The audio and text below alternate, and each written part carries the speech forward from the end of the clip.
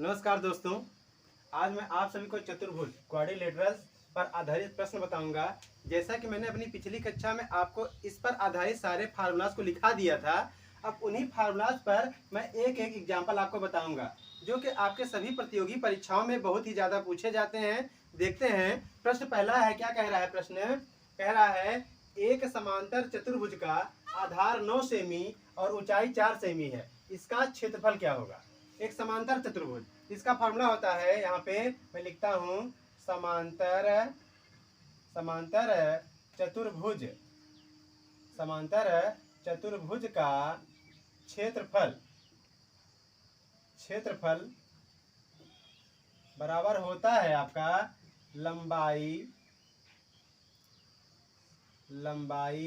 गुणा चौड़ाई।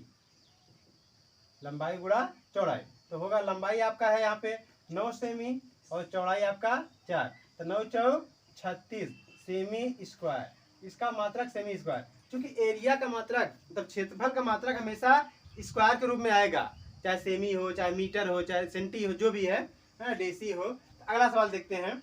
एक समांतर चतुर्भुज की आसन्न भुजाएं 4.5 मीटर या 2.5 मीटर है, इसकी परिमाप बताइए या इसका परिमित बताइए। तो समांतर चतुर्भुज का जो परिमाप होता है, यहाँ लिखेंगे समांतर चतुर्भुज का परिमाप बराबर होता है 2 कोष्ठक में लंबाई प्लस चौड़ाई। तो यहाँ आप करेंगे आगे 2 कोष्ठक, लंबाई आपका है 4.5, चौड़ाई आपका 2.5। इसको पहले जोड़ लीजिए।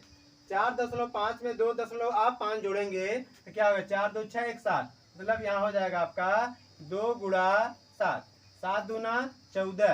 क्या आपका मीटर में है, ये मीटर। परिमाप हमेशा आपका मीटर में रहेगा, सेंटीमीटर स्क्वायर रूप में नहीं रहेगा। तो हमने इसका जोड़ा, 4.5 में 5 जोड़ोगे हो जाएगा 5, 5 2 7, तो 2 गुणा 7, 7 दूना 14 मीटर। अगला प्रश्न देखते हैं। एक आयत की लंबाई तथा चौड़ाई 10 मीटर और 24 मीटर है, इसका प्रत्येक विकर्ण कितना लंबा होगा।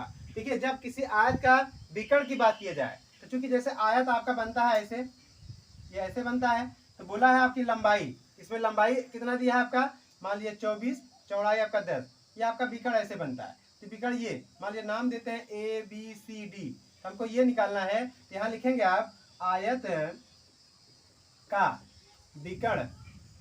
का विकर्ण इक्वल टू अंडर रूट में हो जाएगा L square plus B square. मतलब L मतलब लंबाई हो जाएगा, B से चौड़ाई, मतलब B से ब्रीथ, L से लेंथ, मतलब लंबाई और चौड़ाई। यहाँ करेंगे लंबाई, मतलब लंबाई आपका 24 है, 24 का स्क्वायर प्लस आपका चौड़ाई 10 मान लीजिए है, 10 का स्क्वायर। आगे लिखते हैं, यहाँ हो जाएगा 24 का स्क्वायर करेंगे, 24 24 में 576 होता है। कितना, 576 प्लस 10 धामा 100, इसको जोड़ेंगे आपका 676 हो जाएगा। अब इसका स्क्वायर रूट निकालेंगे तो 26 26 में 676 होता है, तो यहाँ 26 आपका मीटर हो जाएगा। ये क्या आ गया, आपका विकर्ण आ गया। ठीक, अगला प्रश्न देखते हैं। एक समचतुर्भुज के दोनों विकर्ण क्रमशः 20 सेमी तथा 26 सेमी है, इसका क्षेत्रफल क्या है। तो अब समचतुर्भुज का जो विकर्ण है, या एक समचतुर्भुज के दोनों विकर्ण क्रमशः 20 सेमी 26 सेमी, इसका क्षेत्रफल यहाँ लिखेंगे चतुर्भुज है, यहाँ समचतुर्भुज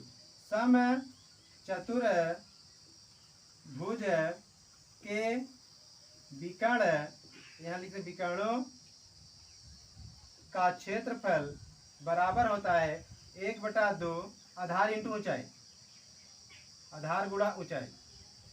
मतलब हो जाएगा आपका 1/2 गुणा 20 गुणा 26 कर लेंगे, 2 से काटेंगे 2 दाम 20, अब 20 10 का गुणा 26 कर 2 26 दाम 260 सेमी में है, सेमी स्क्वायर आपका आ जाएगा, सेमी स्क्वायर आ जाएगा आपका। अगला प्रश्न देखते हैं। एक समचतुर्भुज की प्रत्येक भुजा 17 मीटर है, इसकी परिमित बताइए। देखिए, समचतुर्भुज का या वर्ग है, जो परिमित की बात किया जाएगा यहाँ पे, यहाँ लिखेंगे आप समचतुर्भुज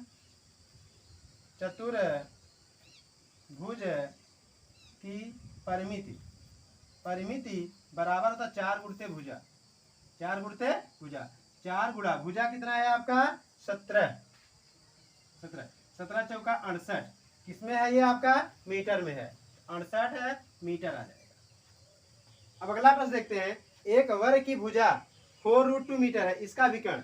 तब यहाँ देखिए वर्ग का विकर्ण होता है, यहाँ लिखेंगे आप वर्ग का विकर्ण, विकर्ण इक्वल टू होता है a√2, क्या होता है a√2, जहां पर a आपका क्या है भुजा है, जहां ये आपका भुजा है, तो भुजा दिया है आपका 4√2, 4√2 दिया है गुणा √2, ठीक है। यहाँ √2 जब सेम रहता है, जब गुणा करेंगे रूट हटेगा, ओनली 2 बचेगा, तो 2 और 4 दूना 8, किसमें दिया है ये आपका मीटर दिया है। तो वर्ग का विकर्ण आपका √2 होता है, तो इसका विकर्ण भुजा दिया है तो 4√2 दिया है यहाँ पे, और इसका विकर्ण पूछ रहा है a√2, इसको गुणा करेंगे इतना मीटर, मतलब 8 मीटर।